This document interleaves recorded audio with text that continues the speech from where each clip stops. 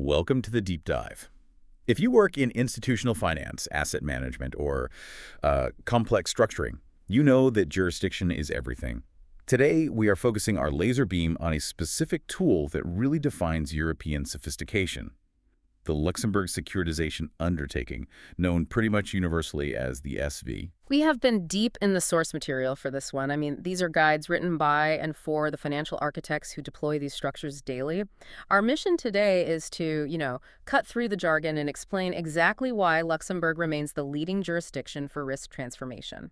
And when our sources say this framework is economically neutral, legally predictable, and operationally scalable, they are not exaggerating. Yeah. This is a mechanism designed to be basically a transparent risk engine. It is. And the SV's resilience, it really stems from its legal foundation. It's an incredibly tested set of rules. Okay, let's unpack this immediately because the starting point is critical. When most people hear securitization, they immediately think of the EU securitization regulation, credit claims, collateralized debt, maybe housing mortgages. But the Luxembourg definition is deliberately much, much broader. So what exactly is an SV under the 2004 law? So the Luxembourg definition, it really boils down to two core functions that separate it from that narrower EU approach. First, the SV must assume or acquire risks linked to assets, obligations, or activities of third parties. And crucially, the sources emphasize it's about risk acquisition. Not just acquiring existing loans. Exactly. And the second part is that the SV must finance those risks by issuing financial instruments, notes, shares, bonds, whose value or yield depends entirely on the performance of those underlying risks. You are, in effect, transforming risk into a security. I see. So the versatility comes from the fact that it focuses on the economic function, the risk transformation, rather than limiting the assets to strictly defined credit claims. This allows deals that would never qualify under the strict EU rules, like certain unitranche transactions or many non-credit risk deals, to be structured comfortably under this broad umbrella of Luxembourg law. That versatility is the whole point, and that immediately launches us into the breadth of what these structures can actually hold. If the SV is a risk transformer, what types of risk are, acceptable input? Well, when we looked at the source material, the key insight that just jumped out was almost any risk that can be economically modeled and separated can be securitized. The law focuses on the acquisition of risk, not just the existence of a debt claim. Right. And while traditional claims like loans, receivables, and non-performing loans, NPLs, are common, the list extends far, far beyond that. We're talking about movable, immovable, tangible, and intangible assets. This is where it gets highly flexible for, say, private equity and alternative managers. Give us some of those alternative examples. What income streams can they capture? Well, income derived from operating businesses. So think franchise fees, royalties, or intellectual property income.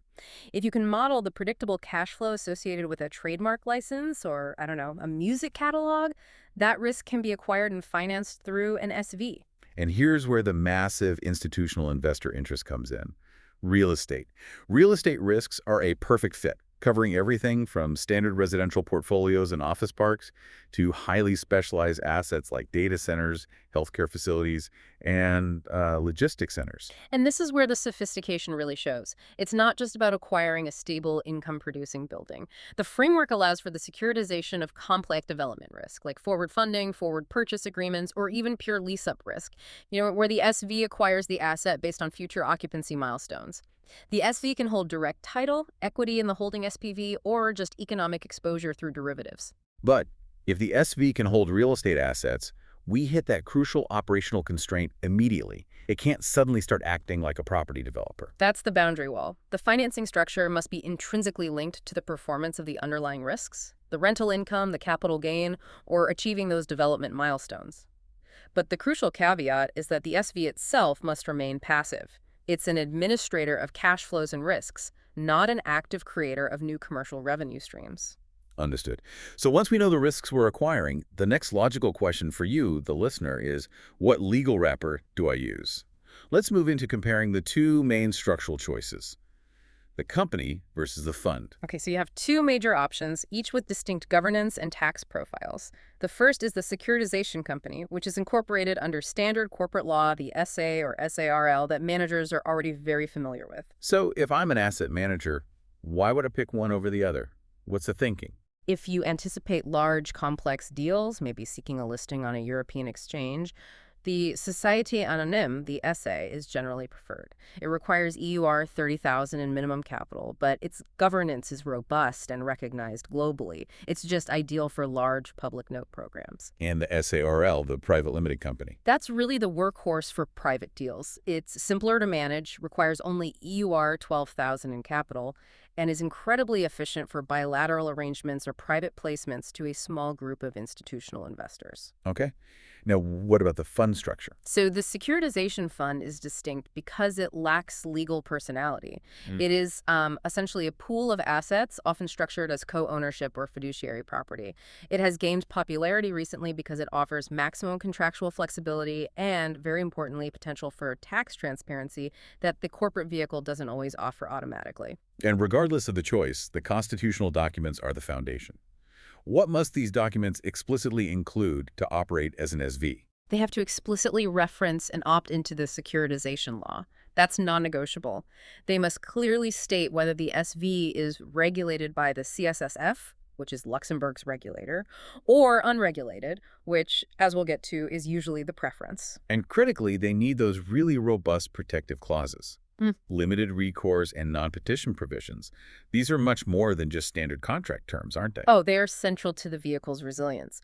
The limited recourse provision ensures that claims by note holders or creditors are strictly limited to the assets held by the SV, or specifically, the assets within the relevant compartment. If a deal goes south, the liability stops right there. And the non-petition clause. That's where investors and counterparties contractually agree not to file for insolvency proceedings against the SV. Both features are tailored specifically to reinforce the insolvency remoteness of the vehicle, ensuring that a problem in one transaction doesn't cascade through the entire structure. That structural protection brings us perfectly to the next segment, which is all about risk management and how these structures stay distinct. Let's revisit that passive management constraint. We heard the phrase prudent man standard. What specifically is the SV prohibited from doing? The SV must administer as assets. It cannot, under the classical structure, actively create new commercial risks.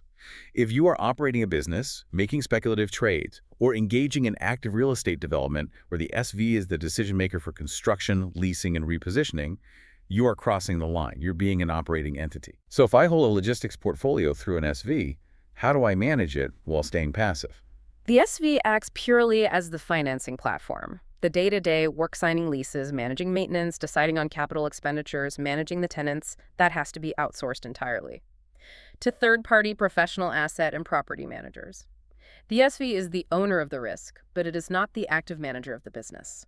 That line has always been a point of tension, though, particularly for value-add investors, which is why the 2022 amendment feels like a genuine turning point. It absolutely is. The industry pushed back, especially around complex credit structures like CLOs. The 2022 reform created a vital exception. Active management is permitted, but only under very specific conditions. HR. The securities must not be offered to the public, and the investor base must be restricted to professional or institutional investors. If you keep the deal private and sophisticated, the SV can now actively manage a portfolio of loans or securities. This legitimizes many actively managed private credit structures under the Luxembourg SV law while keeping the public market insulated. That is a massive distinction for fund managers. Now let's talk about the absolute competitive advantage Luxembourg offers. Compartmentalization. Why is this more robust here than in other jurisdictions? What's fascinating here is the statutory ring fencing. Luxembourg allows a single SV to create multiple distinct compartments. Think of the main SV as the house and the compartments as separate fireproof safe deposit boxes inside. So if I launch a new real estate deal, I don't need to create a whole new corporate shell every single time. I just open a new safe deposit box. Precisely. And the law provides the crucial guarantee. Creditors of Compartment A only have recourse to the assets within Compartment A. A failure in your office portfolio doesn't affect your logistics portfolio, even though they share the same legal entity wrapper. That makes the structure incredibly scalable and cost-efficient. It does. And while the compartments don't have separate legal personality, they can be liquidated entirely independently. This is what allows large sponsors to use the SV as a platform launching deal after deal as a new compartment. It dramatically reduces complexity and time to market compared to setting up individual SPVs for every transaction. Okay, let's transition now to segment 4, regulation and tax predictability. Given the flexibility we've discussed, most SVs are unregulated. So what are the precise triggers that force an SV into the realm of CSSF supervision? It takes two cumulative conditions, which provides a really clear path for managers who want to avoid regulatory oversight. First, the SV must issue securities to the public, and second, it must do so on a continuous basis. Both have to be met.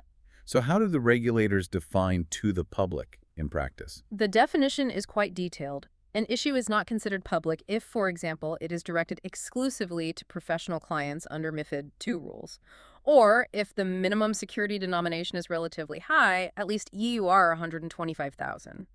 Finally, a genuine private placement to a small identified group also avoids the public definition.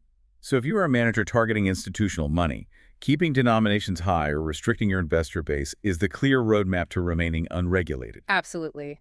And avoiding the continuous issue test, which, as a rule of thumb, typically means no more than 3 issues per year, is the second key to staying under the radar. Let's discuss the concept of tax neutrality, especially for the securitization company, which is fully subject to corporate tax. How does it achieve that practical neutrality with combined corporate rate around 25%? This is where the engineering is just brilliant.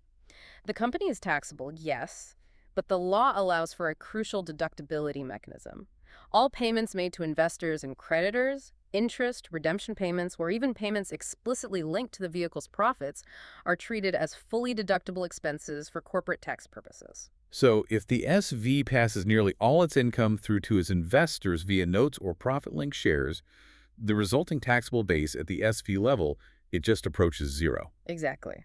The company achieves practical neutrality. And importantly, because it is a company and subject to tax, it is considered tax resident for treaty purposes. That allows it to benefit from Luxembourg's extensive network of double tax treaties when receiving income from abroad. And the securitization fund we noted is different. The fund is tax transparent. It's not subject to corporate income tax, business tax, or the subscription tax that applies to standard funds. The consequence of that transparency, however, is that it generally does not qualify as a tax treaty resident, meaning treaty benefits often have to be claimed at the investor level. Before we wrap up the regulatory side, there is a specific tax detail in our sources that's extremely valuable for operational efficiency: the VAT benefit. That's right, and it's a significant cost saver. Management services provided to the SV, things like portfolio administration or risk monitoring, they benefit from a specific Luxembourg VAT exemption. This prevents VAT leakage on those professional services, which adds real value to the bottom line of the structure. Finally, let's quickly address the broader EU regulatory landscape. We've established the local law is wider than the EU securitization regulation. Does the SV get caught by AIFMD? Generally, no. They are typically excluded because they are recognized as securitization special purpose entities, or SSPEs, as long as the SV primarily issues debt and provided it adheres to that passive management constraint, meaning it's not managed according to a defined active investment policy. It stands outside the scope of AIFMD. So if we connect all of this to the bigger picture, what we have explored is a legal machine that's just fine-tuned for risk transformation. The SV framework is tested, predictable, and utilizes two powerful mechanisms: statutory compartmentalization and clear regulatory triggers to provide confidence to global sponsors. And the source material confirms that predictability is its greatest asset. The instruments are broad notes, bonds, shares, loans. The asset transfer mechanisms are flexible, accommodating everything from true sale to synthetic derivatives. The practical roadmap, starting with defining the asset and the investor base, then choosing the bespoke legal form, is followed meticulously to ensure that insolvency remoteness holds up under scrutiny. So what does this all mean for you, the institutional player structuring a complex real estate or credit deal? The door that allows you to securitize risks related to development projects or technically active portfolios is massive, but it is tightly controlled. It's controlled by the need to meet that passive management test, unless you meet those highly specific private placement criteria defined in the 2022 amendments. That line between administration and active entrepreneurship is really the core legal tension in the market today. And this raises an important question for you to mull over. How might sophisticated sponsors continue to push the boundaries of passive versus active management, especially in complex value-add real estate structures, while remaining compliant with the core principles of the securitization law? Where that line is drawn is where the most creative and often most rewarding legal structuring innovation occurs.